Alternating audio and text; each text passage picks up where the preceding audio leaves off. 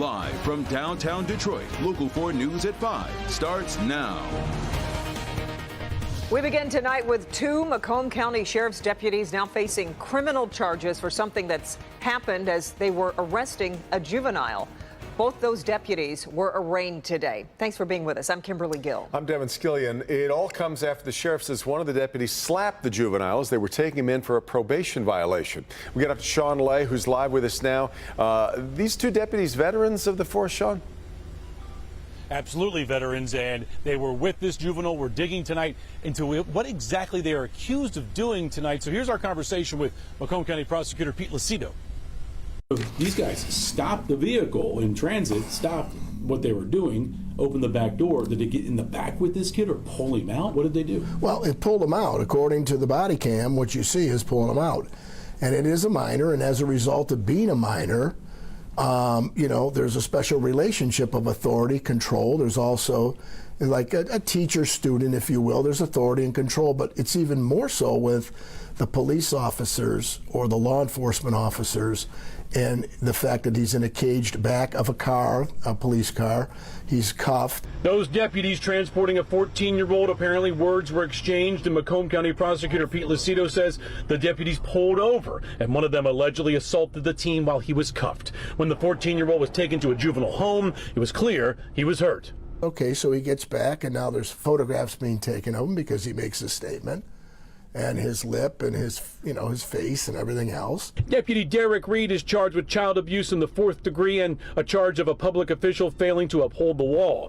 Deputy Alan Weir is charged with willful neglect of duty.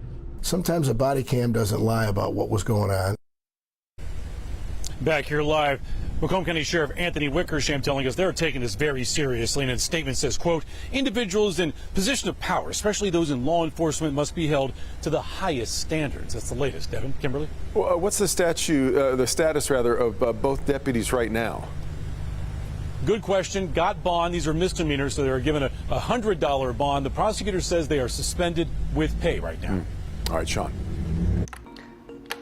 All right, our other top story tonight. The UAW strike against the big three automakers has hit day 6, and we aren't hearing about a lot of progress ahead of that new Friday deadline from the union. So Sean Fain set that Friday deadline by threatening to announce strikes at more plants if substantial progress isn't made. Right now, union locals are holding a practice picket at Stellantis headquarters in Auburn Hills. Mara McDonald is there right now.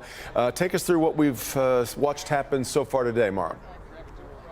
Devin, quite a bit actually. Number one, let me show you the practice picket is just about wrapping up here at Stellantis HQ. But let me get back to the developments today, and there are some substantial ones. Number one, UAW confirms that Stellantis has sent over a new offer to the UAW. It's looking at it right now. Number two, Stellantis also says that because of that targeted strike at its Jeep facility in Toledo, that it has had to lay off workers at 2 other facilities. Number one is a plant in suburban Toledo in Perrysburg, and the other, while it hasn't happened yet, it's coming at its Kokomo, Indiana facilities. They say, the company says, it's talking about 378 workers that have put on layoff.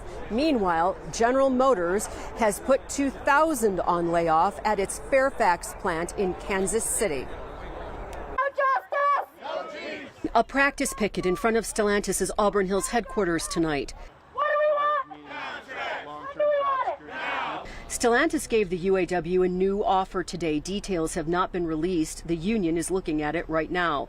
The last offer included a 21% wage hike but was turned down. Today's picket here at HQ is not done by the UAW International, but rather by the local, in this case 412, in a show to the bargaining team that it supports them. We're prepared to do whatever the president calls upon us to do. This is a little different. We're trying to make up a lot of what was given up from the bankruptcy in 2008. It's our opportunity and it's our time to recover that.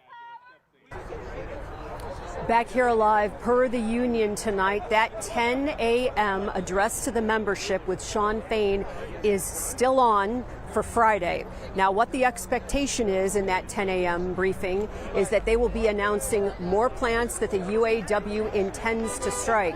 But stand by. Let's see what develops over the next 2 days and whether we see some sort of substantial progress, which is what Sean Fain said was required to try and stave off any further targeted strikes. We're live in Auburn Hills at the HQ for Stellantis. I'm Mara McDonald, Local 4. You know, Mara, this idea of practice pickets might be a little odd to some, but they really are, the strikers kind of are trying to stay within the parameters of behaviors and protocols laid out by the head office, right? Oh, for sure. And you know, there is a distinction here. You know, this was done on behest of 412, which is the local here. It was their idea. They are not being, you know, suggested into doing this by their international. They feel strongly enough that they want to be out here. They had permission to be out here. The police are out here, making sure that everybody is sticking to the parameters. So is it what you see on Michigan Avenue in Wayne? No, this is a different thing. This is a practice picket, but I'll tell you, these workers told me today they don't see anything but more targeted strikes coming in their futures. Sadly, how it feels at this hour. All right, Mara. Well, Michigan's highest court is rejecting a last chance effort to revive criminal charges against 7 people in the Flint water crisis. Earlier today, the court denied a second round of appeals from state prosecutors, claiming they improperly used a one-man grand jury to indict the officials in the first place. Today's decision could officially mark the end of criminal prosecutions in the Flint water crisis. Well, it's called the One Detroit Partnership, and it brings together state, local, and federal agencies to help address violent crime in the city. They banded together this summer to target high-crime neighborhoods, and today revealed their results. Let's get to Victor Williams live with more on guns, the big issue here. Victor. Yeah, that's right, Devin. Guns on top of violent crimes all together, but just like you said, the results are in. And it is clear that a difference is being made. However, it doesn't stop there either. But to have 119 fewer victims of violent crime is important because every single person matters, every body matters, every family affected matters. U.S. Attorney Don Eisen making it clear that violent crime is down as a result of the One Detroit Violence Reduction Partnership. The program recently focused on the areas hit hardest by crime, the 8th and 9th Precinct. From June 1st to August 31st, the 8th Precinct saw nearly a 20% reduction in violent crimes, and the 9th Precinct an 11% reduction.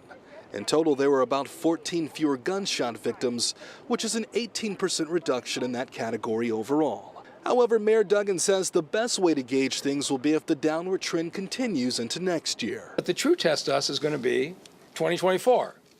And this is really going to decide whether this is a short-term blip or we're finally starting to change the level of violence in the city. Detroiter Donnie Ramsey is staying optimistic that it will. Hope for the best and see what happens. And also as a result of the initiative, 22 people were charged with federal firearm offenses. Victor Williams, Local 4. Fascinating. All right, Victor. Well, now to the weather. Let's take a look at live pictures from high above Campus Martius downtown. High above, look at that. Perfect day to get outside, get some fresh air, because it feels like summer's kind of bounced back around as promised. We've settled into a really nice stretch here over the last couple of days. Let's get over to Kim Adams for an update. Kim, any chances of rain you see in there? No, we're going to be dry. Summer's not going down without a fight. We have the first day of fall on Saturday, and it is still going to feel more like summer around here. 78 downtown. It's now 81 degrees in Adrian. That's the first city to hit 80 degrees. 75 in Monroe, 76 out at Metro Airport. Not much in the way of cloud coverage. Tomorrow will be a little bit warmer, but we'll have more in the way of clouds. But it's just a really pretty day here across Metro Detroit. Tomorrow's our best chance of hitting 80 out at Metro Airport. Most cities are going to stay in the upper 70s tomorrow with that cloud coverage, but we forecast for the airport because that's where they keep the records, and we have a good shot at hitting 80 degrees, especially watching the temperatures today being in the mid to upper 70s. I think 80 is definitely within reason, especially because we've got this light southerly breeze that's going to pump in some warmer air. So for tomorrow, more in the way of clouds, but we should get to 80 degrees by about this same time tomorrow. So we'll see if we can make it. And then warmer weather for the weekend, but look what happens as soon as fall arrives. We start to cool down, and we have a chance of rain next week. I'll tell you which day coming up. All right, Kim.